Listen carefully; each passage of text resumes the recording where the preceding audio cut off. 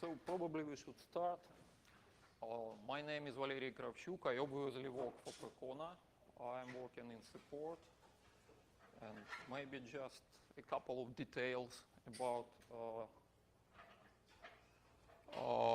myself. Of all these, the only important things are for 10 years or so, I'm working mostly on bugs-related Mysql problems in different roles. That's why I was exposed to, debugging and debugging tricks for quite a long time. And this also explains why I'm speaking and thinking and talking about MySQL mostly in terms of bugs. So whatever presentation I make, whatever topic I try to cover, it will surely include some links to real bug reports, community bug reports, and whatever. I'm just thinking about MySQL that way in many cases. So that's all you should know. I'm writing here and there, more or less, based on these ideas, that MySQL is surely about bugs, and you should be aware about these bugs. And you can study a lot and understand a lot about based on reviewing bugs. So this session is called basically how GDB GNU debugger can be used by MySQL DBAs. It's a bit maybe strange idea from the very beginning because debuggers are used by developers. Debuggers are used maybe sometimes by quality assurance people, by people who would like to understand how things work and maybe to break it. It's a hacker stuff, and maybe second or third already a kind of hacker presentation, that's why. But you should not be scared of debugging things, and you should even try to do that for one good reason. You are working with an open source software. So to debug software properly and to use debugger in a reasonable way, you need two things. You need access to source code. Without that, you are more or less on your own because you can see low-level details in debugger, but you do not know the high-level ideas. You cannot see the code and you cannot understand what was the idea and what really happens. And surely you need to use your brain, but that's already was said by Lefred. I wanted to start with some details on who actually got the idea that in production, normal MySQL DBA may ever need or have to or may benefit from using GNU debugger or whatever debugging tools are available for platform. So I've collected some links, and you should note that this presentation is already available at the FOSDEM MySQL friends site, so you can just download it, and everything that you see underlined, it's a live link that you can click on and get into the details. So it's a short reference, reference material for your further use. After I explain a bit of history, the way I understand it, it's my personal understanding, some of you may know more details or different interpretation of how we ended up with using GDB, even in production. So then I will remind you about the way how MySQL actually works. It's a multi-threaded process, and it's important. So if you want to apply debugger, you need to know how to debug multi-threaded programs. Then I'll just share a couple of commands. Maybe I will just show them alive as well, because I have Percona server already running in the virtual machine here. And, well, we can always just, switch and, yes, it's readable, great. And see what happens if we have some extra time. So, one of the most important and well-known uses of debugger, actually, that made its way even to Percona toolkit eventually, is PTPMP, poor man's profiler.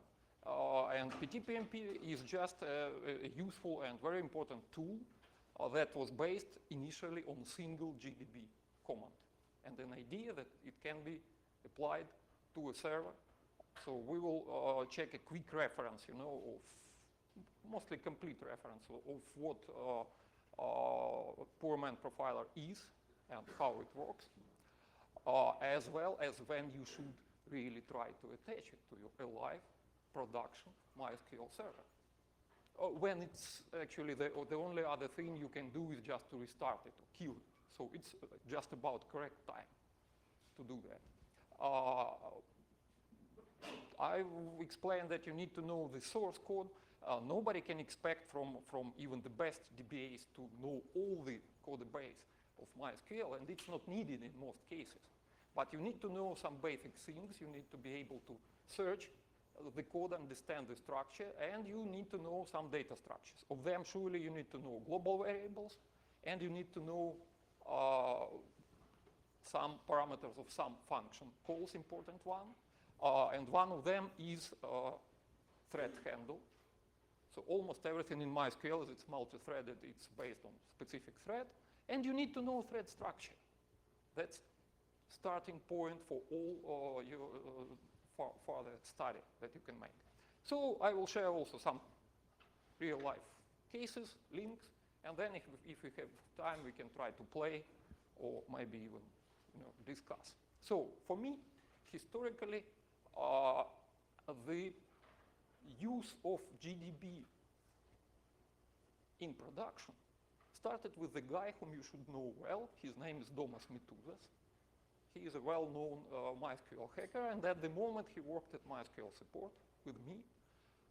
So he did all kinds of tricks with all kinds of software available, with the dtrace when he had dtrace, with everything.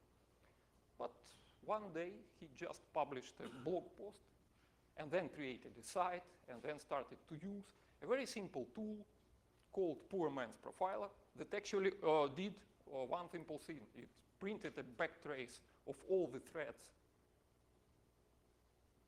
did it many times, aggregated results, and presented them. So it was a GDB call with some details on top. Based on that great success, and maybe in parallel, he also published a lot of smaller things. Next step would be, first step is to read the data with GDB, and next natural step for a production DBA is when you understand the data, you can try to outcome some MySQL or MySQL configuration problems for your specific running instance by trying to change things in the running image of MySQL D process. So he was right in all this.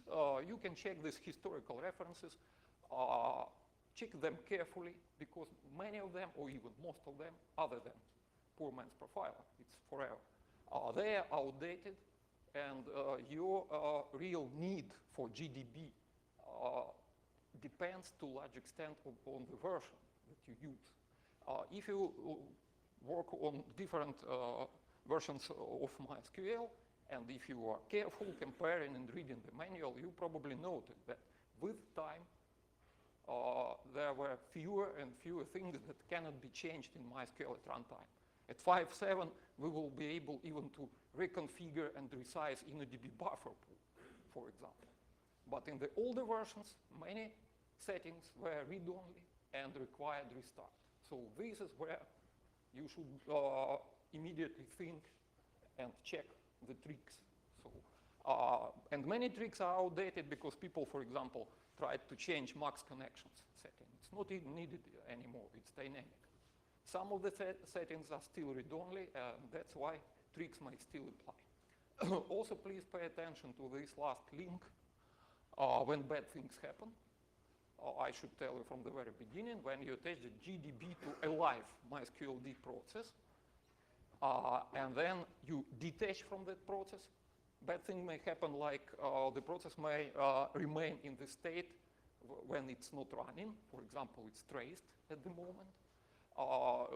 You may get a crash. If you are lucky, only GDB will crash, for example. If you are less lucky, you may crash your MySQL D process as well. Last link explains what is going to happen or what you can do if your MySQL D still hangs. The idea is simple. You should send signals in continue, but you may need to do that more than once. And Thomas presented some experience.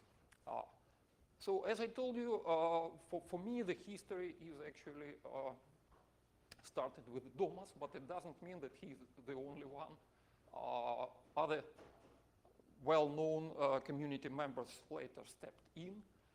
And if you're interested in studying what people do with GDB, I suggest you to remember these names. Another name is Shane Bester, single person Oracle MySQL QA team, and the most well-known contributor to the public bug database. You should remember Royal van de Par. I give you links. So it's a lead of QA here at Percona, who also continues to work on the approach of using GDB on top of core dumps. Not, that's less interesting for production DBAs, but here it works a lot of getting as much data as possible from every single crash that they ever can get at QA. That approach still might be useful for you as well, because when you report a bug or when you open support issue, you may be required or asked, can you reproduce it? Do you know what SQL crashed?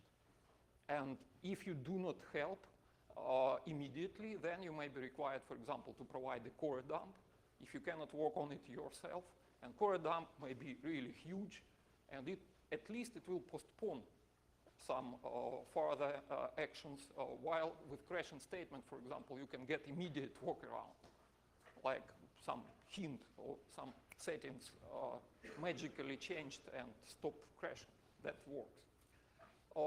Surely other Facebook people, my colleague Aurimas, who's here, is also famous for trying to apply GDB. Recently, there is a great Chinese guy, Wei Xang Jai, who use PTPMP a lot and report a lot of bugs. So just check. They are public, they are writing. So basically, what you can do with GDB?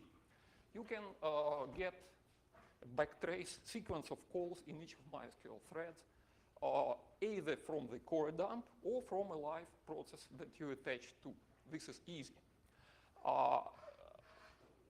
To interpret it, you need to understand the code and some data structures.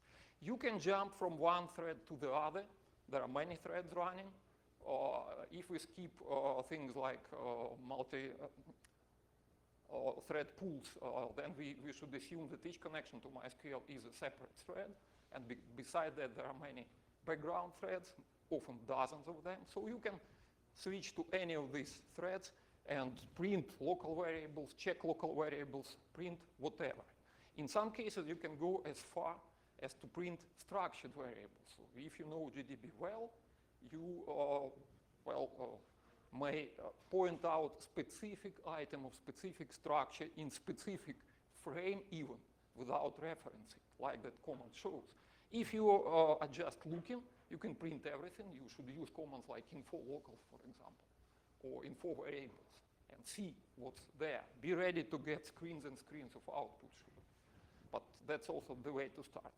Surely you can use set command, and you can change whatever local or global variable at this moment. Program is stopped, execution is stopped, and with the next instruction you will see different values. So you can try to fix some things. Theoretically, you can capture, I don't know, running query and change it on the fly, probably. But in most cases, we speak about setting new values for read-only variables that defines the behavior. Or this way also, you can work in cases when you already hit max connections. You cannot connect as DBA to your server to change something that is already dynamic. That's great, but you do not have, for example, single additional thread that is for root is already used by some process, maybe some your monitoring stuff, and you still need to connect. You can do that with GDB. And that's why you need set variables. You can call functions, all other things I've just mentioned, because breakpoint, watch points, and all that stuff is mostly really used by developers when they study your results. But you should also remember that you may use GDB as a command line tool as well. So it's not only interactive, it's a command line tool. Quick reference to what ended up as Percona poor man profiler based on original ideas from Domus. What's good about the tool that it knows that it's for MySQL, so actually it connects, attaches to MySQL D process automatically. If it's a single process, you can simplify the command. And then you can control how many details you can get. Check the bugs there as a useful links of how people can understand what's going on with their servers by attaching GDB to hanging MySQL D process. So there are 3 examples. They're all interesting and they're all different. And these are real bugs that were found and easily understood because of PTPMP. For example, hanging on shutdown. Okay, you can kill it, but you would like to understand why. That's it. So, as I told you, we should understand that MySQL D is a multi-threaded program. So we have a set of threads. In each thread, we have a sequence of function calls, frames. If you would like to understand what values had specific variables had at specific call, you need to go to a specific frame. And then you can print, for example, any local variable or any parameter of the function, whatever, in this specific frame, because from call to call they may be changed. So the unique reference is thread, frame, and then specific variable. Of the important structures besides global variables that you should also study, either from the code or from strings dumped from the crash, you should understand one single structure. The better you know it, the better your general understanding of MySQL. It's a thread structure. First thing to do, where to find it. Sometimes it's not obvious. You can use grep, but I will just tell you that it's defined in SQL class H file. Second thing you need to know, it's a class, and it inherits properties from other classes. So sometimes looking at thread only is not enough to find what are the details. You can actually print thread in GDB and get many screens of output, structured output to get the idea what's inside. But I'll give you some hints. You know, it inherits from statement, and it inherits some things from table handles. But some variables are quite obvious. You have user variables, you have global variables, you have status variables. The same you get with show variables, show status for the thread. You have security context, and you eventually have query string, but it's inherited from statement, so you cannot find it in thread itself. How it works? It's a real-life use case that I would like to explain. Recently, we got a crash, and we knew the crash in query from customer. But this query was executed by the application with many users connected. So they need to know specifically where this code path was hit, on what specific host and by what specific user it was executed. So by dumping all strings or using fullback trace, we have many threads. Surely we can identify the specific thread, and if we print everything for the thread, eventually we will find out. But just a quick hint that helped in reality, that if you know where to look, there is a security context, you can find out. When you know what they are looking for, if you suspect that it's, for example, a root user, you can easily understand it on screen. But if you are debugging a complex process, then you have to rely on knowing the structure. This helped immediately to work around the problem. They just had not allowed this user to connect anymore. That would also happen in case of real crashes. So to complete, actually, I think I do not have that much time left. To complete that presentation, so one thing is to attach to a live MySQL D process. Another thing is to use core dumps. If your server crashes, to debug this problem either yourself or work with any support provider or to report a public bug, you really need to understand what's going on. And for that, as you were not able to attach debugger in time, so you need a core dump. For core dump, you need to know two things. First, make sure that it's created. It requires some steps depending on the way you run MySQL. Do you run it as root or not? What kind of Linux you use? how much security hardened is it? So this is a separate topic.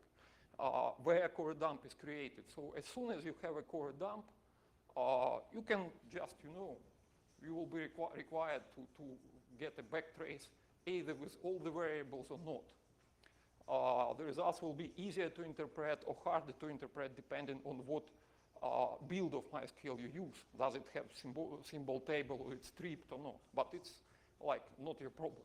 And if you plan to work on that, I would ask you to train yourself based on test instance first. Make sure that core dump is created. And if you are curious how to crash MySQL, maybe you don't know. Here is a link, a crashing bug that crashes both Percona server, optimized binaries, and upstream MySQL. Test case is there. So it's public. That's it. And finally, a small case of changing variables dynamically. You can pick up manual page for your version, find any not dynamic variable, make sure you cannot change it via SQL, then you can use GDB in batch mode. Again, make sure you tried it at least once, batch with one dash, how to identify process ID of MySQL D process, what to do if you run in several MySQL D process per operating system, it happens. So things may get complicated. But eventually, after you change this read-only variable, you can reconnect and check that it works. Surely, when you detach the debugger, you may leave the process in the thread as traced. You will see it in the PS output. And simple solution that may work may be enough just to send one signal. It may not work, depending on how you code it. You may have to thread it again and again until you send it to a proper thread, a proper group leader that was actually traced. So be ready for that. That's all from my side. Again, it's more like I tried to give you the idea of where to look at if you are curious and if you are planning to apply these techniques. It should be applied as a last resort. It should break things. But if you are already going to restart your MySQL D server, you have this tool and this approach to do. And the last word, surely report bugs, please, at bugsmysql.com. This is what I care about. So, it just works. Hmm? Yes. Yes. It makes a lot of sense right now. So I am just, quit. Yes. Let's check if I have alive MySQL D. Yes, I do. And then we can just do it here, ptpmp. By default, I will do nothing. Well, now I will not see anything interesting, really, because I do not put any load. Well, you see that's an aggregated trace. I have single thread, but still at the top, it's a typical top command that you should just skip.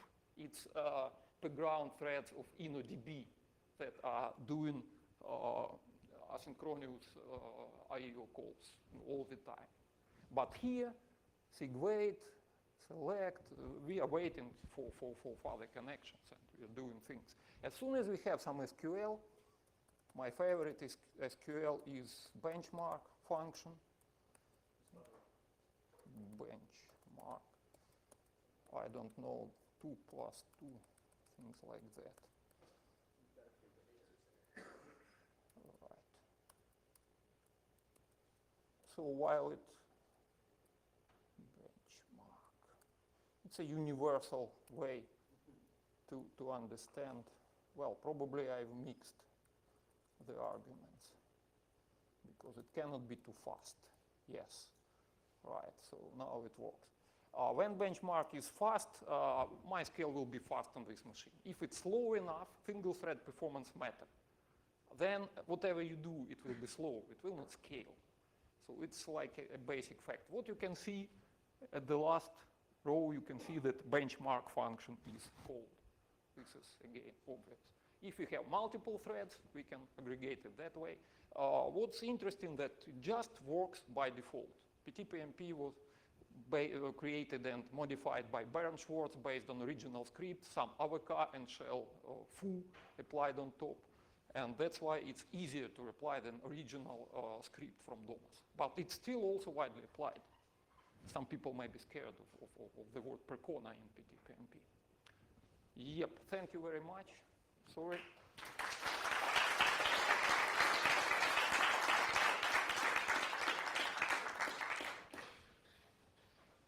If you have any questions, just feel free to catch me and ask.